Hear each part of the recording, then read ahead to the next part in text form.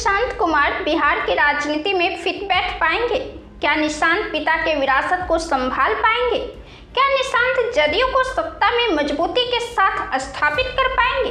क्या वे मौजूदा राजनीति में उत्पन्न हुई परिस्थितियों में खुद को साबित कर पाएंगे? इस तरह के तमाम सवाल निशांत कुमार के इर्द गिर्द घूमते हैं। इस समय निशांत बिहार की राजनीति के सबसे अधिक लोकप्रिय फेस बन चुके हैं।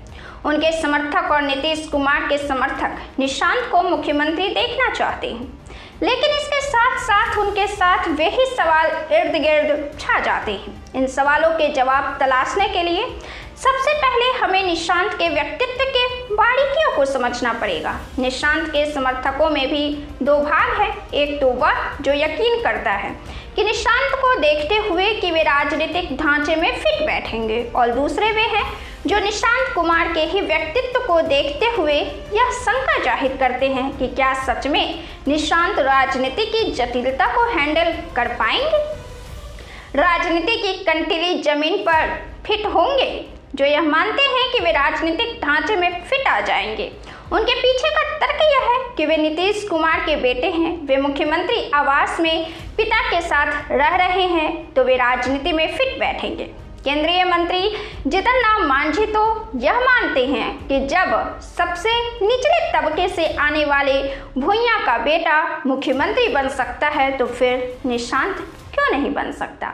मोकामा के विधायक अनंत सिंह भी उनके ही मुख्यमंत्री बनने के समर्थन में मुहर लगाते हैं, लेकिन जो उनके बॉडी लैंग्वेज और बातचीत के शैली पर गौर करते हैं, उन्हें लगता है कि क्या वे राजनीतिक जटिलता में फिट बैठ पाएंगे। उनके पहनावे को देखते हुए बिहार की राजनीति में नवीन पटनायक का भी जिक्र होने लगा है। दरअसल निशांत कुमार ने विवाह नहीं किया है, नवीन पटनायक ने भी विवाह नहीं किया था। निशांत तकरीबन 46 साल के बताए जाते हैं। उन्होंने जिस तरह का जीवन जिया है उसे देखते हुए यह कम ही अंदेशा मालूम पड़ता है कि वे शायद ही विवाह करेंगे। लोगों के बीच नहीं घुलना मिलना, मौन और अकेले में जीवन व्यतीत करना, विनम्रता का पालन करना, आज्ञाकारी व्यवहार अपनाना, अत्यधिक संवेदनशील और आध्यात्मिक प्रवृत्ति, इस तरह के व्यवहार की वजहों से उनके बारे में यह भी सोचा जाता है कि क्या वे राजनीतिक जटिलता में फिट बैठ पाएंगे। राजनेता को अधिक दृढ़, अधिक कूटनीतिज्ञ और अधिक मौके को लपकने वाला माना जाता है, जबकि निशांत इसके विपरीत अभी काफी सहज, सरल, शांत और आध्यात्मिक किस्म के मालूम पड़ते हैं। राजनेता और उनके बीच इसी व्यक्तित्व के विरोधाभास के वजहों से कुछ उनके समर्थकों का यह मानना है कि वे राजनीतिक कूटनीतिज्ञता को कैसे हैंडल करेंगे या कैसे फिट बैठ पाएंगे। दरअसल देखा जाए तो दृढ़ता एकाएक आने वाली चीज नहीं होती है। दृढ़ता हैबिट के साथ खुद ब खुद आ जाती है। नवीन पटनायक भले ही शांत और अंतर्मुखी नेता रहे हैं, लेकिन उनके बॉडी लैंग्वेज से एक दृढ़ता हमेशा दिखी है। हालांकि नवीन पटनायक को भी उड़ीसा की राजनीति में फिट होने में व्यक्तिगत तौर पर उनको मुश्किलें आई थी।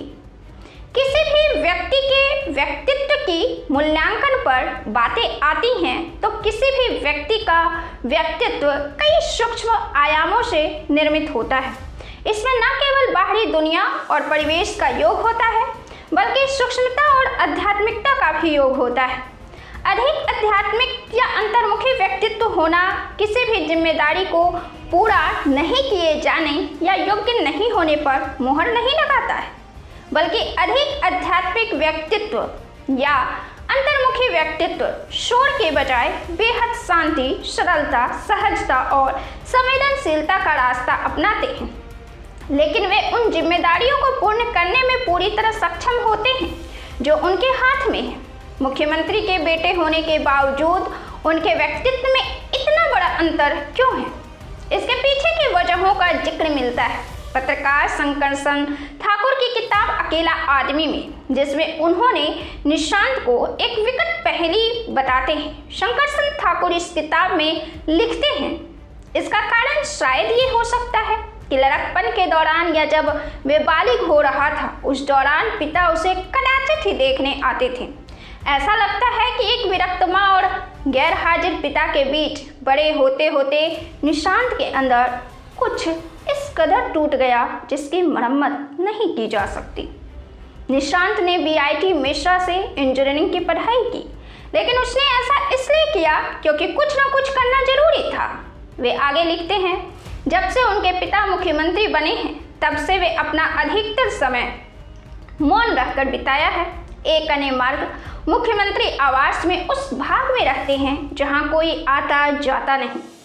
निशांत के सामने यह भी चुनौती है कि उनके पिता ने जिस सीट को दशकों तक सुरक्षित रखा वह अब भाजपा के पास जाने वाली है और NDA के घटक दल के नेता भले ही यह कह रहे हैं कि नीतीश कुमार के देख रेख में ही 2025 से 2030 तक का कार्यकाल पूरा होगा, लेकिन ये चीजें तो वक्त के साथ स्पष्ट हो ही जाएंगी। साथ ही निशांत के लिए चुनौती यह है कि 2023 में वे CM की कुर्सी को भाजपा से जदयू में वापस करा पाएंगे। इन 5 सालों में भाजपा के लिए जो सबसे अधिक आसान रहेगा वह यह कि न जदयू रहेगी, न वापसी होगा, ना रहेगा बांस, ना बजेगी बांसुरी। इस समय बिहार की राजनीति में जो रिक्तता नजर आ रही है वह समाजवाद को लेकर भी है। 60 के दशक में बिहार में जो समाजवाद मजबूत हुआ था उस धारा के अवसान का यह टाइम है। नीतीश उसके चेहरा थे, लेकिन तेजस्वी समाजवादी विचार के व्यक्ति नहीं है। लेकिन ऐसी धाराएं मृत नहीं होती बल्कि नए चेहरों के साथ जीवित हो जाती हैं। बिहार में फिलहाल वह चेहरे नहीं दिख रहे, लेकिन आगे नए चेहरे उभरेंगे और इस नए चेहरे की उम्मीद भी निशांत से की जा रही है।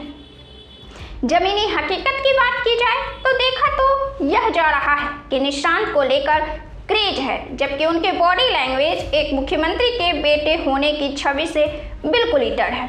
और शायद यही वजह है कि उन्हें लेकर काफ़ी क्रेज है। उनके साथ सेल्फी लेने वाले और हाथ मिलाने वालों की भीड़ होती है। वे दूसरे नेताओं से इतर काफ़ी सहजता के साथ लोगों से हाथ भी मिलाते हैं, लेकिन माना यह जाता है कि पॉलिटिक्स में सहजता नहीं बल्कि वोटों का गणित और सरकार की जनपक्षीय नीतियों का एक बैलेंस साधना महत्वपूर्ण होता है, जो नीतीश कुमार ने अपनी जाति से इतर अपनी पॉलिटिकल कॉन्स्टिट्यूएंसी बनाकर साबित किया।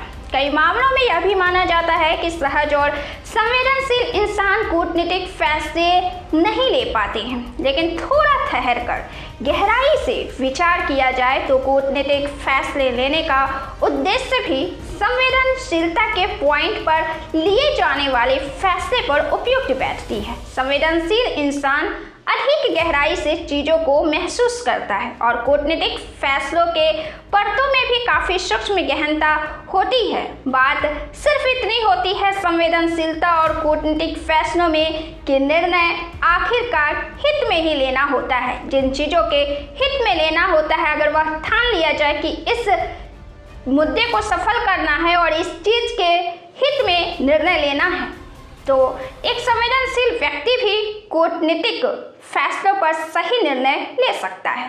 राजनीति में एंट्री के साथ भले ही निशांत धुआंधार एक्शन में नजर नहीं आ रहे हों, लेकिन यह आवश्यक भी नहीं होता कि धुआंधार एक्शन से ही गेम चेंजिंग किया जाए। कभी कभी खामोशी, सहजता और सरलता भी गेम चेंजिंग करने में रणनीति में आगे बढ़ती हुई फिट बैठती है। निशांत पढ़े लिखे हैं, पिता के साथ ही मुख्यमंत्री आवास में उनका जीवन गुजरा है। साल 1980 में जन्मे निशांत कुमार संकोची, सरल और आध्यात्मिक किस्म के व्यक्ति हैं। वे अपने पिता के विरासत को बचाए जाने और आगे बढ़ने के उद्देश्य से ही राजनीति में कदम रखे हैं। और सबसे अहम बात उनके लिए मौजूदा दौर में यह है कि वे राजनीति में सक्रिय हो रहे हैं, काफ़ी शालीनता के साथ। यह शालीनता उनको परिवारवाद के आरोपों से मुक्त करती है।